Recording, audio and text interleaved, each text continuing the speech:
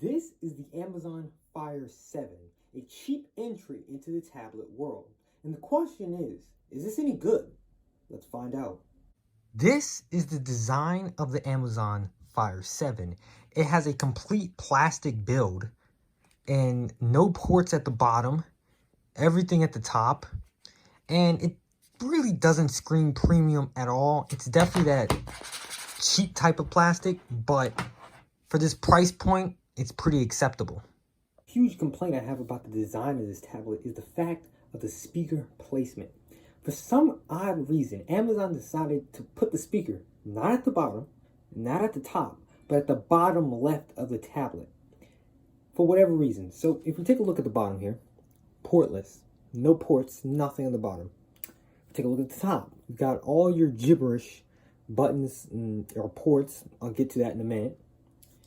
But on the bottom left, I don't know if you can see that or not, but that is a speaker. Look, there it is right there, a speaker. At the bottom left of the tablet. The problem I have with this is if you hold your tablet like any sane person, like this. Okay, we all hold our tablets like this. Ain't nobody holding the tablet like this. All right, we all hold it like this with two hands. Left hand, right hand. We all hold our tablets like this. And the problem with that is you're basically blocking the speaker entirely when you hold the tablet like this. Your hand just normally wants to rest there and it blocks the speaker. Not to mention the speakers on these things is ridiculously bad. Like, they're terrible. Speaker quality, no. But the problem is you can't even hear that bad quality when you're blocking the speaker most of the time. At the top of the tablet, you will see the power button, the micro USB port, a mic, a headphone jack, and the volume buttons. Now, I have a huge gripe about that. Why is the volume buttons on the top of the tablet? That's got to be the dumbest placement for it. Like, on the right, yeah. On the left, yeah. But on the top, it just doesn't make much sense to me. Like, listen, the power button on the top, that's perfectly normal. Something just dropped. But that's perfectly normal to have the power button on the top. A lot of tablets do that, like the iPad. But to have the volume buttons on the top too, it doesn't make much sense. A big reason why it doesn't make much sense is the fact that I can't figure out which one is the lower and what is the higher volume. They don't have, it's not labeled. All right, if we take a closer look here, if my camera can focus, it's not labeled. They're just black buttons. So I cannot half the time tell if, hold up, camera's not focused. There it is. I can't tell half the time if I'm turning up the volume and lowering the volume. It makes zero sense. And the fact that the charging port's on the top, like, why? Why can't you just put it at the bottom? It just doesn't make much sense. But a lot of this tablet doesn't make much sense, and we'll talk about that in a minute. On the Alexa 7, you will see an advertisement as your lock screen, which is by far the most infuriating thing about this tablet. Amazon. I mean, why is there an advertisement on my lock screen? I don't care how much I pay for a product. I should not be greeted by an advertisement on the lock screen. If it isn't free, please don't show me an advertisement. It changes every single time you turn on the tablet, so you really don't even know what advertisement it could be. It could be anything, and I repeat, anything. So you really never even know what advertisement you're gonna get until you get it. So now that leads me on to the display. The display is by far one of the worst things about this tablet, and why I will not recommend this tablet to anybody is the fact that this display is one of the worst displays I've ever used on a mobile device. First off the bat, it is a 720p panel. As you know, at this price point, they're not going to give us a 1080p panel. It is LCD, but my goodness, do you see pixels? Like, from this far away, I can see the pixels, and that's not that good. Let me go ahead and pull some apps up, like YouTube. Look at the pixels on this. Like, you don't need to be that far back to still see pixels. Nothing has any curves to it. All the app icons are just rugged and, like, pixelated. It's that bad. The entire display is so washed out. It has this, like, it looks like I'm looking through, like, a small lake.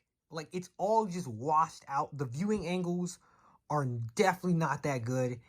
This is by far one of the worst displays and the worst aspect of this tablet, period. I literally cannot use this tablet because of the display. Like browsing Twitter, let's go ahead and open Twitter here. The OS as well is just horrible. But let's go ahead and open Twitter here so you can see my example about text. So I try using this tablet to browse Twitter, and the text is really just so grainy and it's so bad.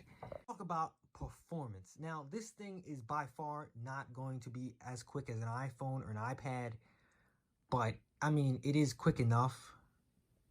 I mean, it doesn't lag too much, but it's not quick at all, really. Let's be real. This thing can barely run games. I mean, I do have Among Us on here, but it can barely run that. It's just very slow. Like, just browsing the OS sometimes could be laggy. And talking about them advertisements on the lock screen, that can be laggy. Just opening and closing your tablet, turning it on and off, is laggy because of the advertisements. It's ridiculously laggy, and it just really takes from the experience of owning this tablet.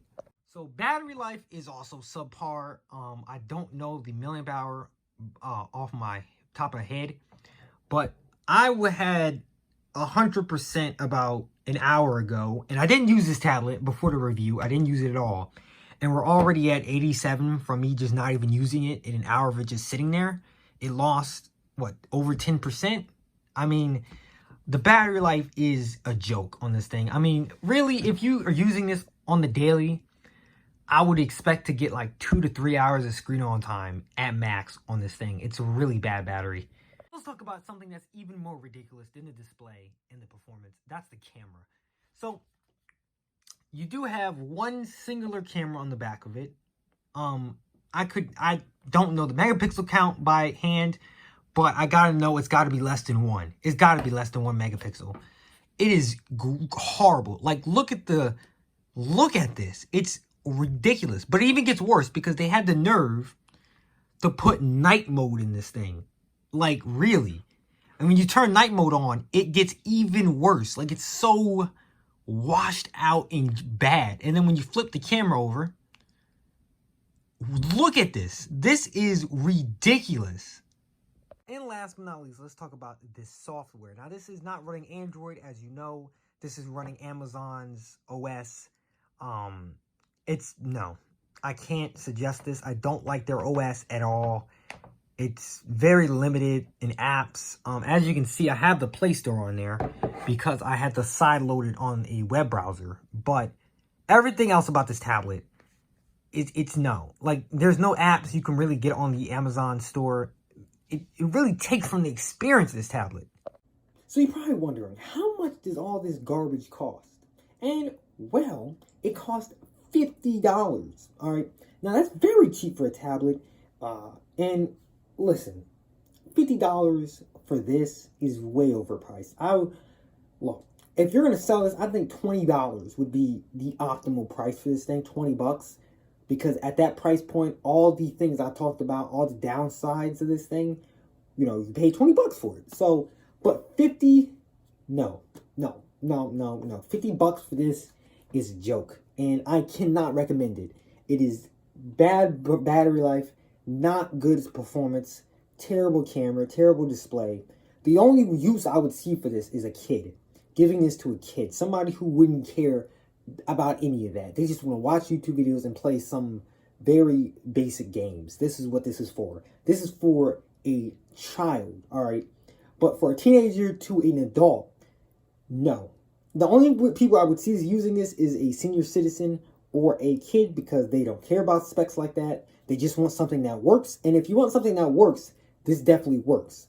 But if you're an adult or a teenager, this is something you don't want to pick up and you want to stay away from this. At all costs, I would go ahead and get the Fire 8 HD. That's a way better Amazon tablet than this. But again, I wouldn't suggest this. So at the end of the day, is the Amazon Fire 7 a good tablet? Is it a bad tablet? Or is it something you should stay away from entirely? And I think, again, if you're not a senior citizen or you're not a child, Do not buy this whatsoever. There's totally better options in the used market and brand new. No, this ain't it, Chief. So with that being said, if you'd like to enjoy the video, don't forget the subscribe button, don't forget the like button, and with that being said, peace out.